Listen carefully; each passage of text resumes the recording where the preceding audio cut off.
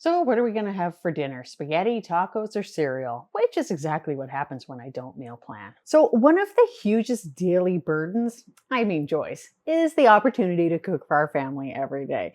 Now, I actually do like cooking, but the thing is, it is a chore. It takes some time. We all have lots of crazy things to do. So unless you've got a personal chef, and I know I don't, let's get into meal planning. So I like to focus on minimizing chaos, simplifying life for your everyday person. So here we are, dinner. Now, have you ever taken the test, maybe on Facebook or something, and it asks what you would never want to do again if you could hire someone? Laundry, landscaping, cleaning, or cooking? Now, for me, I have laundry every time. I just hate laundry, and I do like cooking, but that doesn't mean that I don't see it as a chore a lot of the time. And things can go sideways if I don't have a plan. And I'm a busy working mom and I have a lot to do. I chauffeur the kids a lot. I have laundry to do. I work as a nurse. I have to clean. There's laundry, meals, and of course, laundry. So dinner almost always takes a minimum of 1 hour.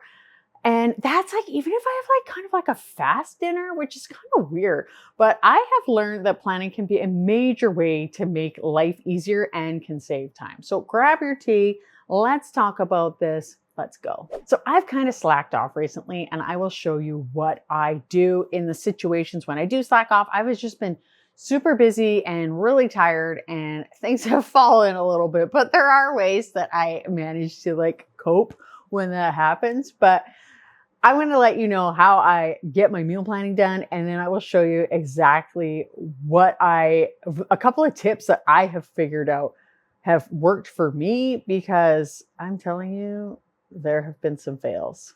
So the first thing I always like to do is grab a few of my favorite cookbooks from the pantry, from my beloved cookbook shelf.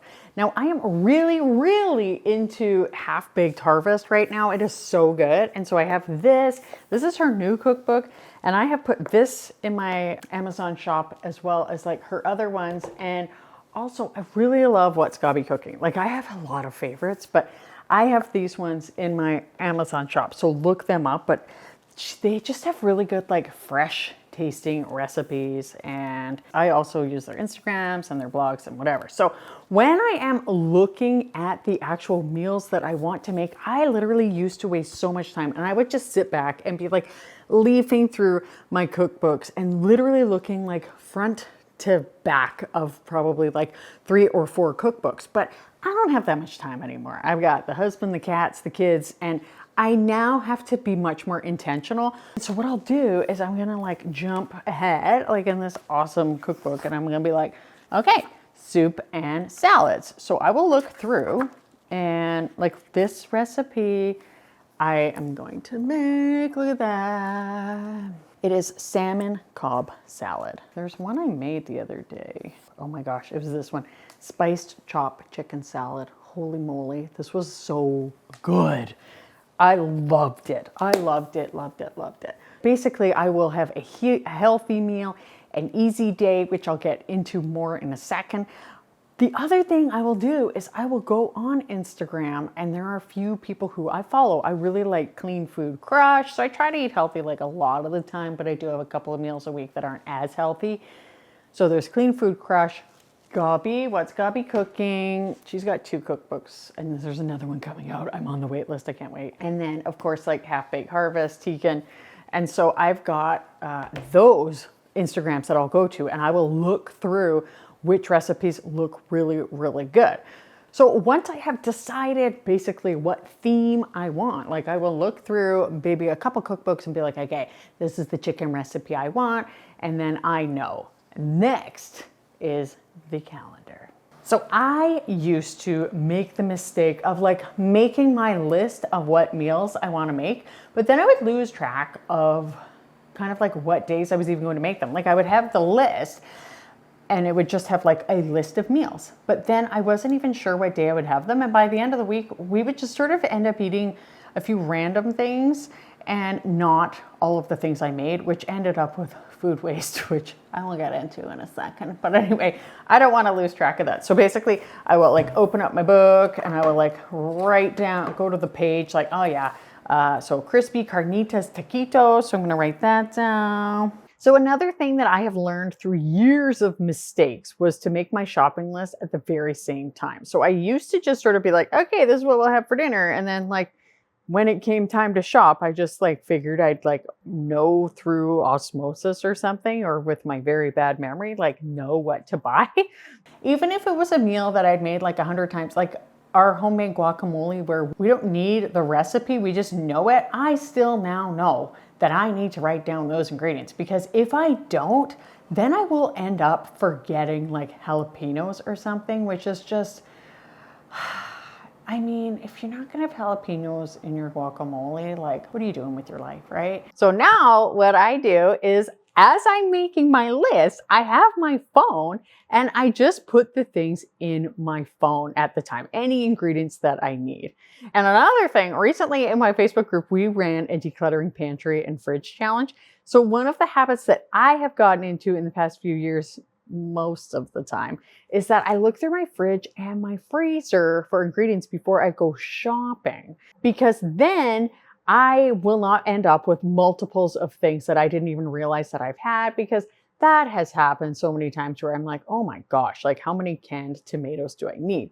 But then the other problem is I will assume I have canned tomatoes, not buy them at the store, get home, and then not have them. And then that just throws off the whole meal, because then I probably won't make that meal, and then I have the extra ingredients for that meal, and I just don't want all of that extra food sitting around, because sometimes it just goes to waste and I don't want that. If for whatever reason you deviate, maybe you were invited to dinner or something like that, what you're gonna wanna do, make sure you put that meal into the next week, or if it's something that has perishable items, adjust things so you can get those eaten so you have less wasted food.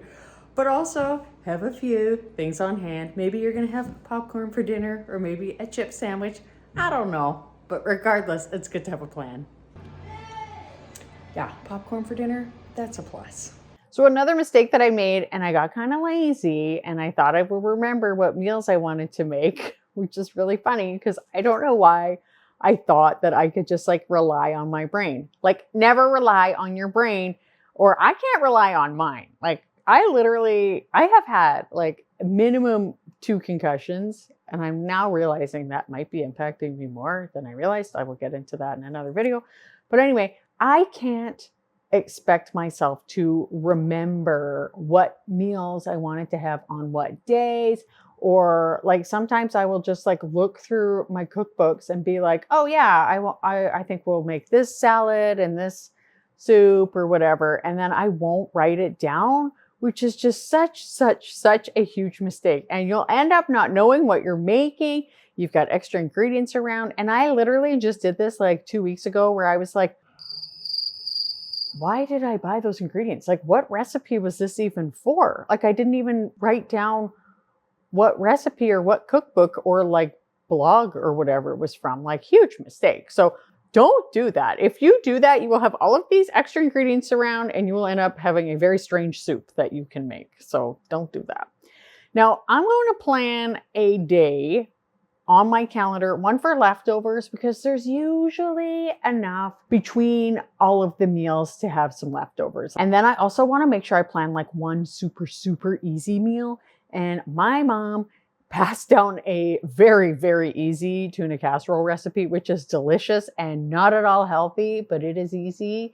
And I'm going to tell you what's in it. It is a can of tuna, a can of mushroom soup, half a can of milk from the mushroom soup, a cup of peas, and make sure your peas are as freezer burnt as possible, and a bag of chips. So she has always used like the old Dutch potato chip bags, which come in a box, and then you crush up the chips and you mix it all together. Like, it is like the easiest meal, and then you bake it at like 350 for like 40 minutes. It is so delicious. And so when I used to work night shifts, I would make this meal on my first day off, because I truly was a zombie, and it was just so easy. And it was like kind of a comfort food, super not healthy, tons of salt, tons of fat, but delicious. So that is one idea of a super easy meal, and I always have the ingredients for that on hand. I also have a really, really awful day per week. Let me know if you have a day like this and tell me which one it is in the comments below, where I am just super busy and I am just driving all around. So that for me would be Friday. Now, I will either plan takeout, and we have takeout about twice a month, or I like to plan something super, super easy, like maybe pancakes or cereal. Cereal is actually more like Robyn 2018. Now, I'm more sophisticated now. We'll have craft dinner. One of the things I did years ago was I bought a Vitamix, and this was how I kind of like justified it to myself, because that was a super huge investment for us, particularly at the time. Like, I was a nursing student. I was like, okay, instead of doing takeout, we will have smoothies and omelets for dinner. So that is exactly what we did a lot. And I was able to like trick the kids into like thinking it was ice cream for the longest time, but they just don't fall for that anymore, which is too bad. But that is one of my easy meals. Now, because I like to cook most of the time-ish, I don't want to meal plan too far in advance. I really do typically like to just do it 1 week at a time, because I love trying out new recipes. Like, I will follow certain people on YouTube, and it actually saves so much time because you're doing it all at once, and I can do all of my meal planning for the week in probably less than half an hour. And I actually really enjoy it because I love my cookbooks. Like, I love them so much. And it's nice. It's a nice time to spend with my friends, my cookbook friends. And I've got my meal planning done. One of the super organized ladies in my Facebook group, she has her meals planned 8 years in advance. Now, this lady, she would tell you she is not organized, but she has created some incredible systems. So let me know if you want me to get her on here, and I can get her to explain how she has worked this out. It's absolutely incredible. You could also join our Facebook group and maybe like search back, but it is super fun. And I absolutely think it is just so impressive how she has planned that. Let me know if you have anything to add. I have a video on how I use my amazing planner right there. Thank you so much for watching, and I'll see you next time.